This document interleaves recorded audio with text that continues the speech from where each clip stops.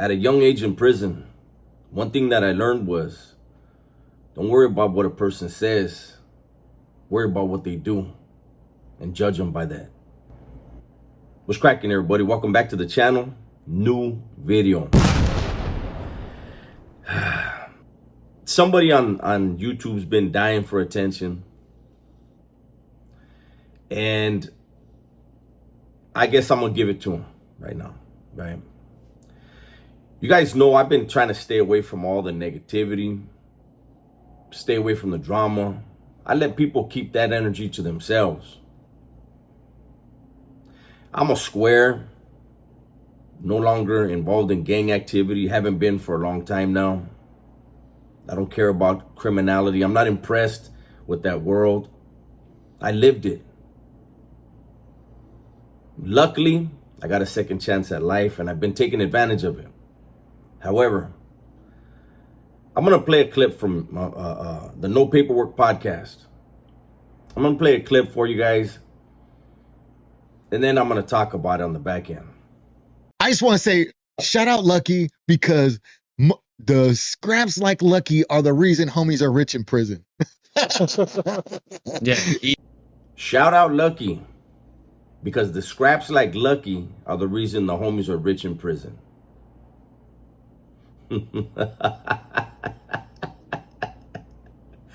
Listen, man. Shout out to all the norteños out there. Shout out to all the norteños behind the wall. Shout out to everybody that's caught up in that criminal lifestyle, that's caught up in that gang life, and that's caught up behind them walls. I know a lot of you guys that are really in that lifestyle, whether on the streets and especially in prison. I know you guys are looking at a lot of these cats that are on the internet, whether they be from Southern California or Northern California, and they got you scratching your head. Shout out to Lucky. It scraps like Lucky. That's the reason why homies are rich in prison. Okay, so first time I ever got a glimpse of a norteño, a northerner, was in 1992, May of 1992, when they finally decided that they were going to treat the northerners the way they treated southerners in YA. Southerners always went to every single YA. Northerners, they stayed in Northern California.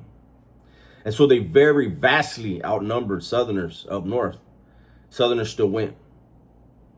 Whatever happened, happened. Sometimes they win, sometimes they lose. It's not about that though. That's not, I don't glorify that type of shit. But in 92, they sent them to Paso. I got kicked out right after they got there. Got sent to YTS. So while I saw them once when they first got there from afar, I never had an incident with them personally. Then, 1995, I hit New Folsom. There's probably about 30, 35 northerners on the yard. I never once had an incident with them. Only one time was there some type of interaction between the south and the north on that yard, and it was squashed immediately. In the Bay, I was on A yard once for about a week. There's a lot of northerners, a lot of norteños there. There were no incidents. In the SHU, I interacted with a lot of northerners, a lot of norteños. I also interacted with a lot of the legends from up north. Every interaction I have ever had in person, in prison, with northerners was always respectful. No disrespect. It wasn't going to be tolerated by either side. So now we have this dude, BFD. According to his mouth, he's a factor.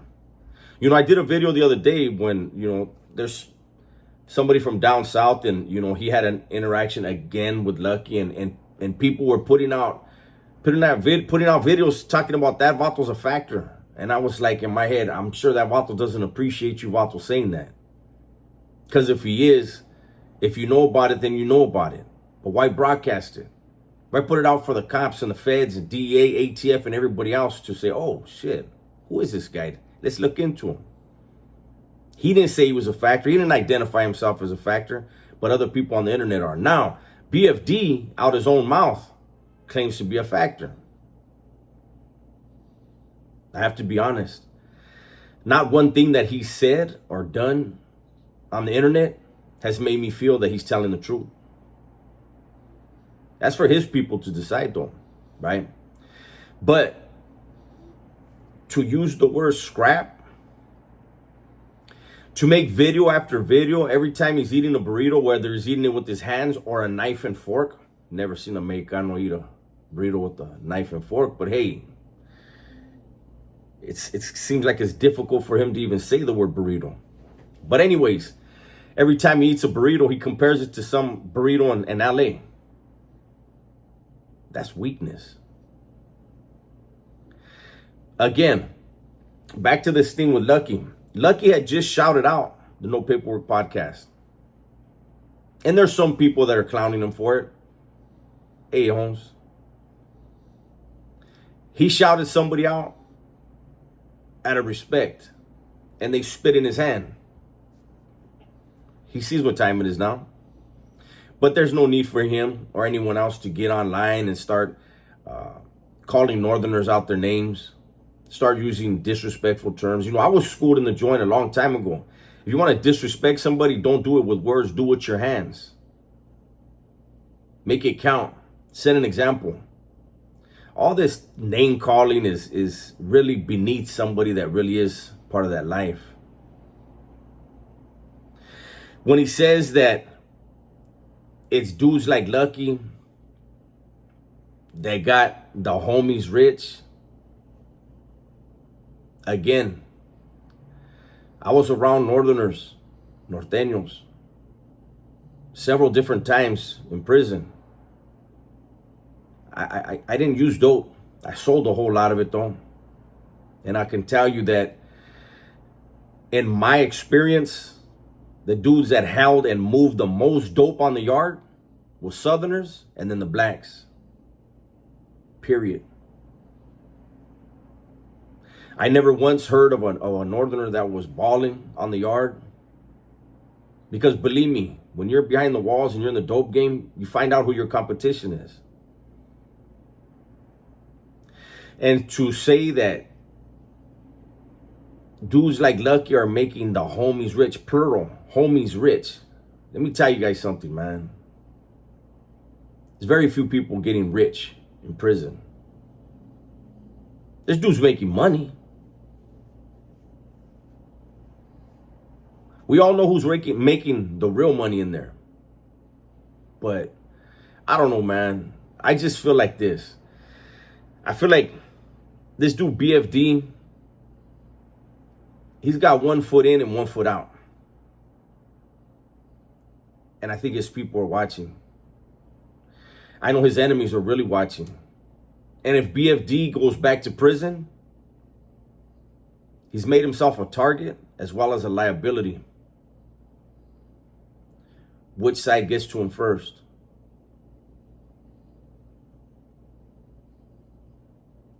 It's such a foolish thing, man, to have done. Supposedly, I think he did 17, 18, 20 years. I don't know what he did, right?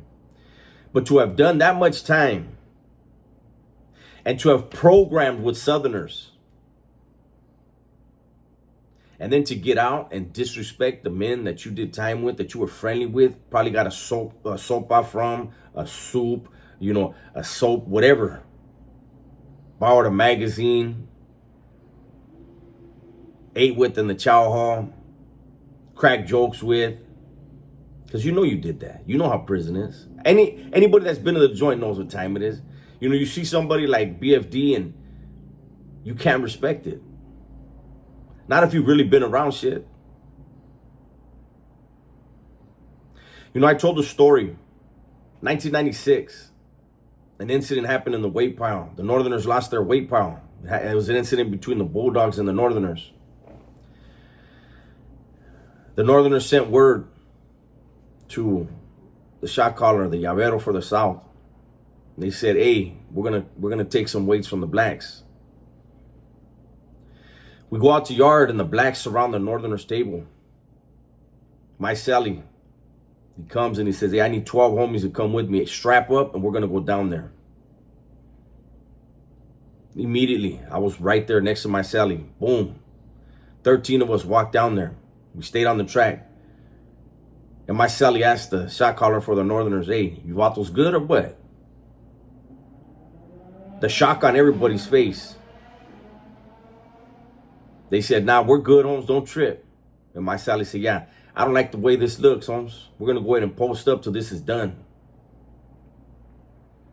That's the type of dudes I was screwed under. It was said, ain't nobody going to touch raza on this yard but raza. I remember when I went up to Pelican Bay the very last time. We laid over in Tracy. You know, the cops, they want to label people whatever they label people, and they told whatever the little trustees, whatever they told them, and they came up to my cage. We're in single man cages, stand-up cages. And they said, hey man, when was the last time you had an orange?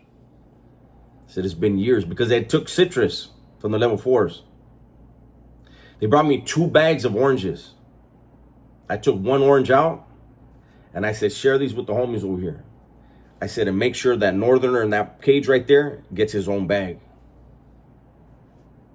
Vato looked at me like I was crazy. I said, give that Northerner a bag. He shared the oranges with the Northerners that were in the cages with us, that were on the bus with us. We all got to taste an orange. I didn't have to give that vato or his people nothing. We're all raza. That's the way I was schooled. None of us had an orange in years.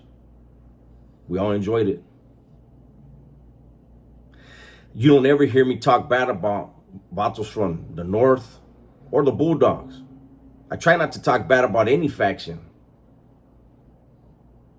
But I especially don't talk bad about the raza, because I was schooled that way. When I said earlier, judge a man by what he does and fuck what he says, BFD programmed with Southerners. He did nada. He did nothing to Southerners before he paroled. Then he gets out here. What a shame. What a damn shame.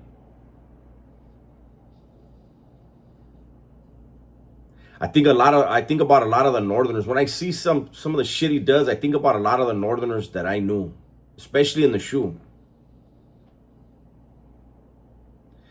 I remember. Now, don't get me wrong. Even as you know, the Southerners here, that the dudes from SAC are different. I remember hearing the dudes from SAC and the Northerners from the Northerners from Sacramento and the Northerners from Oakland.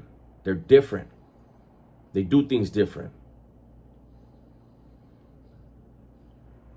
I remember in New Folsom, Ad Sag, the TV days, Monday, Wednesday, Friday, every other Saturday was whites and Southerners. All the other days was Northerners, blacks, and others, right? And one day, the cop comes in, and they would come in the morning, first shift, which is called second watch, right? What channel you guys want?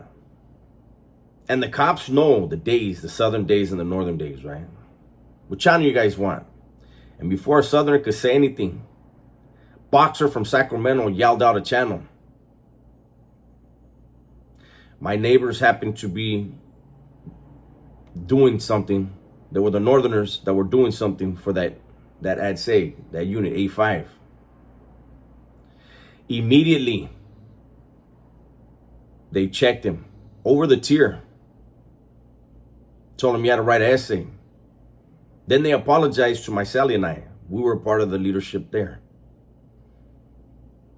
We said, it's all good, Holmes.